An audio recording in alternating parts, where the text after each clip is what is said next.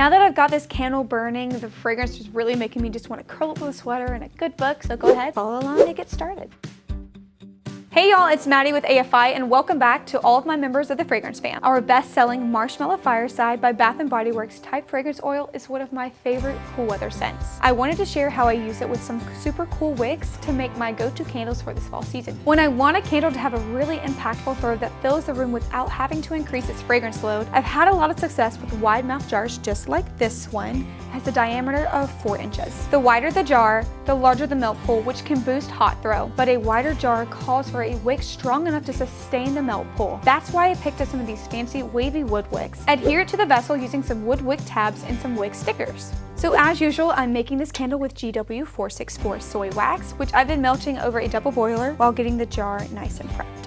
Let it reach a temp of about 185 degrees before measuring it out by weight on a lab or kitchen scale. As you may know, wax is less dense than water, so you'll need to measure out less wax than the listed capacity of the jar. A 16-ounce jar can hold about 13 ounces of wax. And don't forget about the fragrance oil. Once the wax cools to 175 degrees, add a 6% fragrance load of our version of Bath & Body Works Marshmallow Fireside. The marshmallow note gives it the perfect amount of sweetness, but the smokiness of it also keeps it just a little earthy and rugged. It makes it a little more sophisticated, you know? I've been stirring it in for a moment now, so I should be good to check the temperature and pour. It's sitting at roughly 148 degrees right now, so let me go ahead and get my jar filled up. Wood wicks should be kept a little shorter than traditional braided wicks, so I'm leaving about a half a centimeter above the wax. This candle right here will need a couple of hours to cool to room temperature and then a week or so of curing before it's ready to burn. So here is one that I made a little while ago just to test out for you guys. The smoky notes of Marshmallow Fireside pair really well with the added visuals of the wood wick, which really helps the candle tell a bigger story. Utilizing olfactory and visual elements of your candle to create a cohesive theme throughout elevates the user experience a lot.